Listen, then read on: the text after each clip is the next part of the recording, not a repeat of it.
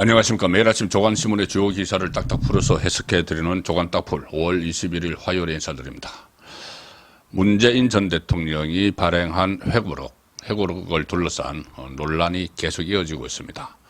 부인 김정숙 씨의 인도 타지마할 관광성 여행을 무슨 영부인의 첫 단독 외교 이렇게 표현한 것을 두고 지금 반박이 이어지고 있는 상황에서 이것뿐이 아니고 회고록 자체가 부적절한 내용을 상당히 많이 담고 있습니다. 그리고 이 시점도 지금 퇴임한 지 2년 그리고 가장 민감한 외교 안보 문제에 대해서 이런 전직 바로 직전 대통령이 회고록을 발행을 한 것이 맞느냐, 그 회고록 내용이 사실에 근거한다면은 여러 가지 참고가 되겠지만 일방적으로 자하자찬을 하고 북한의 김정은을 미화하는 그런 내용들이 들어 있습니다. 그리고 제목 자체도 저는 이게 과연 진정성을 가지고 있는 건지 회고록 제목이 변방에서 중심으로 이렇게 되어 있습니다. 그러면은 우리나라가 문재인 전까지는 변방에 있었다는 이야기가 되는 거죠. 자기가 중심으로 끌어냈다는 이야기가 되는 것이고, 또 이 회고록에 보면은 외교 안보 이렇게 되어 있습니다. 본인의 회고록 제목의 부제가 외교 안보 분야. 그러면 앞으로 다른 분야, 사회문화, 경제 분야 이런 데서도 여러 가지 또 본인 입장을 자아자찬하는 그런 회고록을 또 발행을 할 것이고, 그러면 또 논란이 일어날 가능성이 높습니다. 자, 조선일보 정치면 기사입니다. 논란 계속되는 문 회고록 했는데, 어민 강제 북송 언급 않고 북주민의 생존권을 중시했다. 생존권을 중시해야 된다. 북한 주민의 생존권을 중시해야 된다고 하면서 그때 북한에서 해상에서 이 범죄를 저지르고 상륙한 북한 어민들을 강제 북송을 했죠.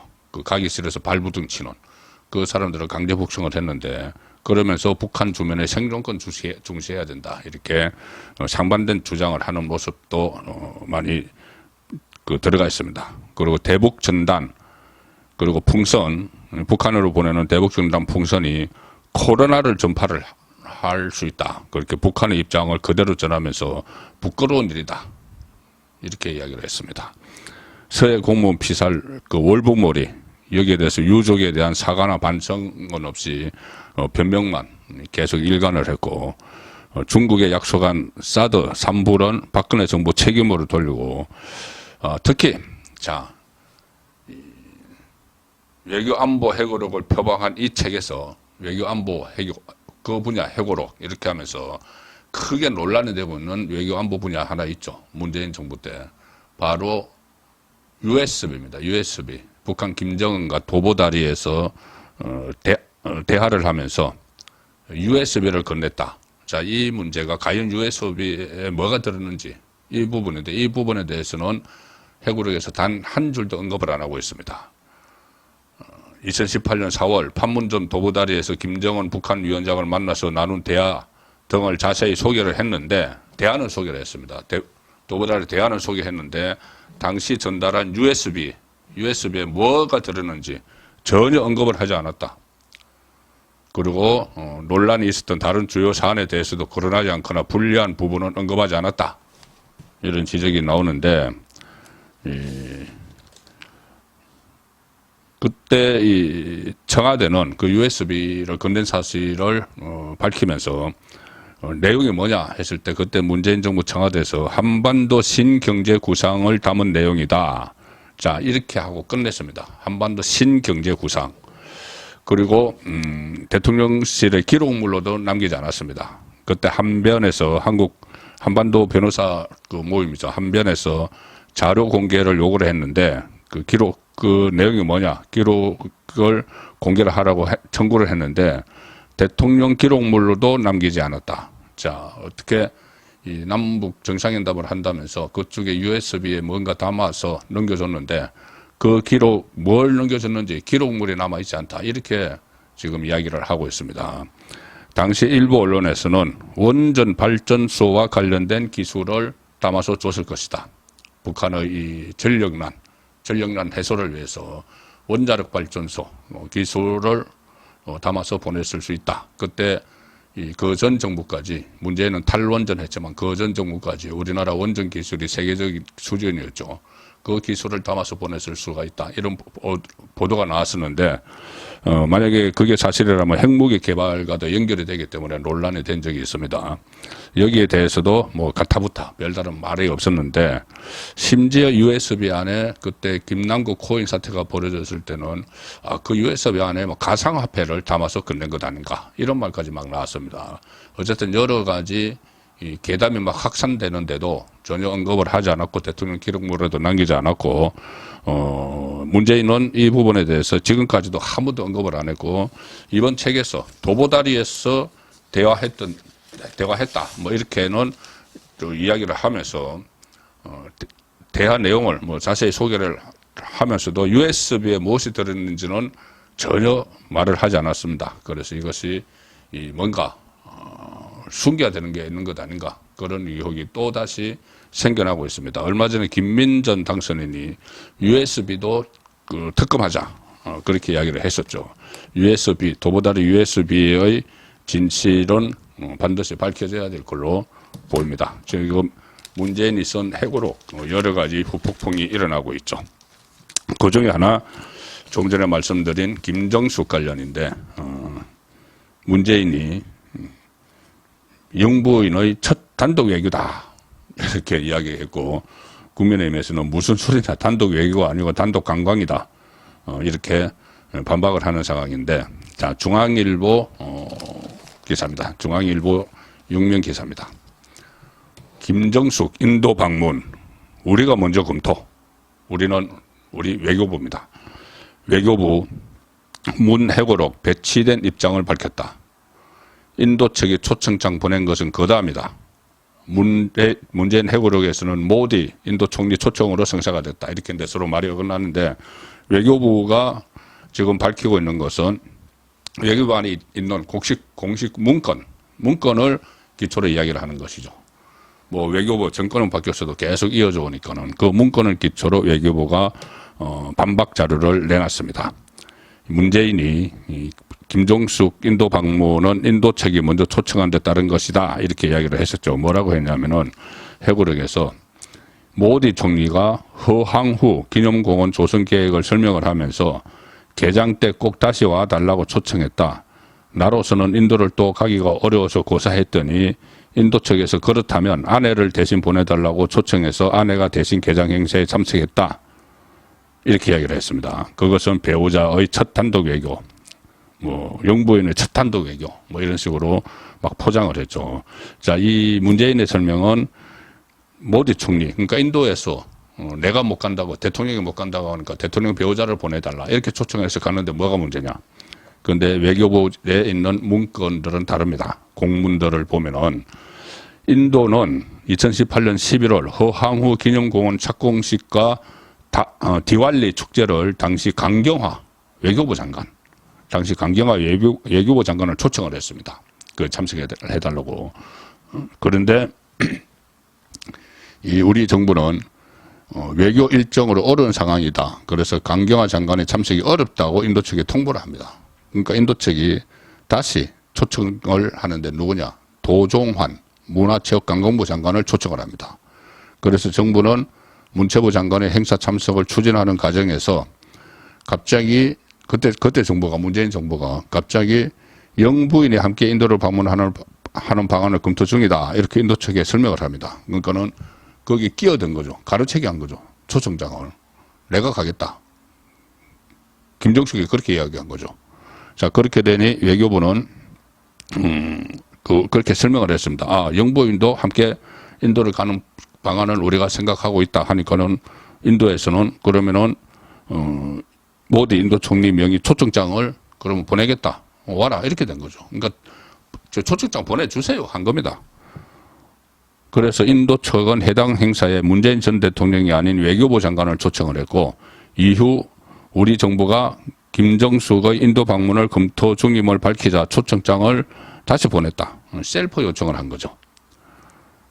외교부 설명대로라면 애초에 인도 측은 해당 행사에 문 전 대통령이 아닌 외교장관을 초청을 했고, 이후에 우리가 김정숙의 인도 방문을 검토 중임을 시사하자 초청장을 다시 보낸 것으로 문 전 대통령의 회고록 내용과는 완전히 배치가 된다. 배치가 되는 이야기죠. 자, 지금 문재인 처지가 점점 공공에 빠지고 있습니다. 그제 제가 말씀 계속 드린 것처럼, 김정숙, 문다혜 특활비 문제도 있고, 서창호 전 사위, 수사, 그것이 턱밑까지, 문재인의 턱밑까지 가고 있는 이런 상황에서 공공한 처지에 빠졌는데, 또 한 명, 심판의 대상, 이재명도 사법위기, 정치위기가 계속되고 있습니다. 특히 국회의장 경선할 때, 후보 경선할 때 추미애를 지원을 했는데 추미애가 떨어져 버렸죠. 그래서 리더십, 지도력에 큰 타격을 입은 게 사실입니다. 자, 중앙일보 기사입니다. 반기든 개딸 달랜 이재명. 그런데 중도층 딜레마는 깊어진다. 이 개딸들이 실망을 해서 추미애가 안 되니까 탈당하겠다, 조국 땅으로 가겠다, 막 이러고 있는데, 그것도 달래느라고 앞으로는 무슨 국회의장 후보 뽑는데도 당원들이 참여하도록 하겠다, 막 이렇게 또 이야기를 하고 있는데, 그러면 나중에 대선에 혹시라도 출마를 하게 되면은 중도층이 떨어져 나가겠죠. 너무 이 한쪽 극단으로만 가니까는. 그래서 딜레마다 이야기입니다. 추미애 탈락에 1만 명 탈당 러시. 당원 일각에서 조국 당으로 갈아타겠다. 그래서 이재명이 당원 의사 반영 비중 높이겠다. 이렇게 막 달래고 있는 그런 상황입니다. 추미애 국회의장 추대, 사실상 추대죠. 국회의장을 추미애로 만들려고 했던 게 그게 무산된 후폭풍이 더불어민주당을 덮치고 있다. 의원식이 선출된 뒤 시작된 강성 당원들의 반발은 막 문자 폭탄을 막 날렸죠. 의원식에게도 문자 폭탄을 막 날리고, 또 의원식을 찍은 걸로 그렇게 추론을 해서 막 문자 폭탄을 날렸는데, 그걸 넘어서 탈당 러시로 이어지고 있다. 탈당 러시. 민주당 관계자는 어제 현재 탈당 신청이 1만 여 건에 달한다. 탈당 신청이 1만 여 건에 달한다. 당 지지율도 흔들리고 있다. 어제 발표된 리얼미터 정당 지지율 조사, 민주당 지지율은 일주 사이에 6.1%포인트가 떨어졌습니다. 34.5%. 국민의힘은 2.1%포인트 올라서 35.0%. 오차범위 안에서 오히려 국민의힘이 앞서는 이런 상황이 되고 있습니다.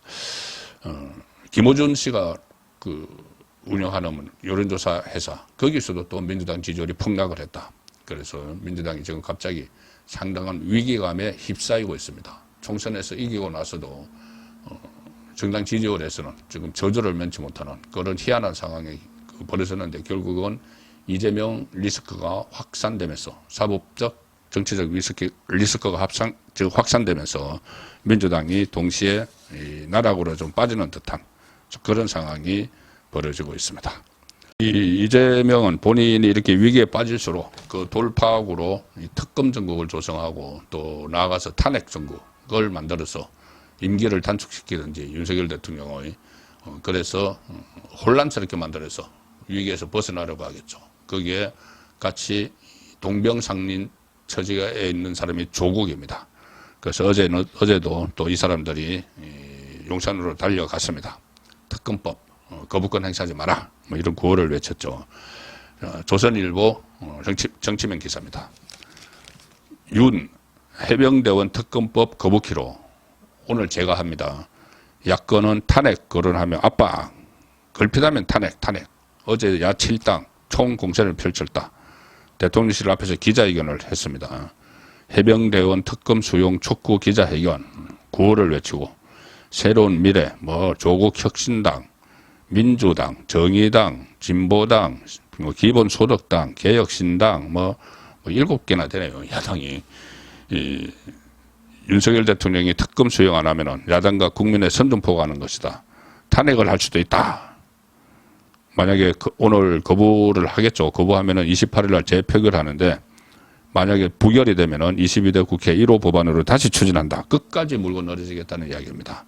그래서 탄핵 정국을 만들어야지 이재명, 조국이 구속이 안 될 가능성이 높아지니까 이렇게 몰고 가는 측면이 있습니다. 여기에 대응을 해야 되는 것은 지금 국민의힘인데, 여당인데 여당 비대위 황우여 비대위 체제 그리고 저 추경호 원내대표 이렇게 돼 있는데 조석희 정상적인 지도부가 출범을 해야 되는 상황입니다.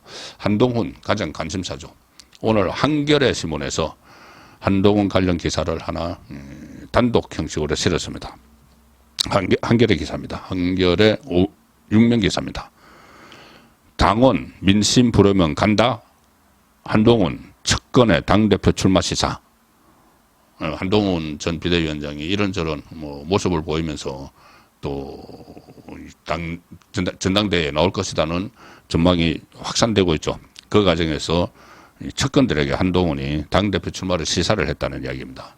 한동훈 전 비대위원장이 최근 측근들에게 당원과 민심이 부르면 전당대회에 출마한다 이렇게 밝혔다고 합니다. 또 지난 18일에는 그 통합 인정 마크 KC 미인정 제품의 그 국외 직구 금지 이 조치가 논란이 됐을 때 입장을 밝혔었죠. 가당 교대다. 그리고 4.10 총선 참패 이후 현안과 관련해 처음으로 공개 발언을 하기도 했는데 측근들에게 당원과 민심이 부르면은 전당대회에 출마하겠다는 이야기를 했다는 겁니다. 한동훈 전 위원장과 최근 대화를 나눈 친한동훈계 인사가 한겨레에 이렇게 이야기합니다. 한동훈 전 위원장이 민심에 부응해야 하는 거 아니냐는 취지로 말했다. 그래서 그가 전당대회 출마를 고심하고 있다고 전했다고 합니다. 출마에 찬성하는 당내 인사들은 국민의힘 지지층에서 한동훈 전 위원장이 60% 안팎 거의 지지를 받고 있다는 여론조사를 자주 언급을 하면서 전당대회 출마 불가피성을 계속 이야기하고 있습니다. 이 조정훈 총선 백설 TF 단장이죠. 조정훈 단장이 계속 한동훈 책임론을 비슷하게 이야기했는데 조정훈 그 단장도 본인이 전당대회 대표직에 도전할 수 있다는 뜻을 밝혀서 논란이 됐죠. 네, 그래서 어제는 조정훈은 출마하지 않겠다. 당대표에 출마하지 않겠다. 이렇게 밝혔습니다. 자, 한동훈 출마 여부가 결정되는 시각이 점차 다가오고 있는 느낌입니다. 5월 20일을 보내드린 조간딱풀이었습니다.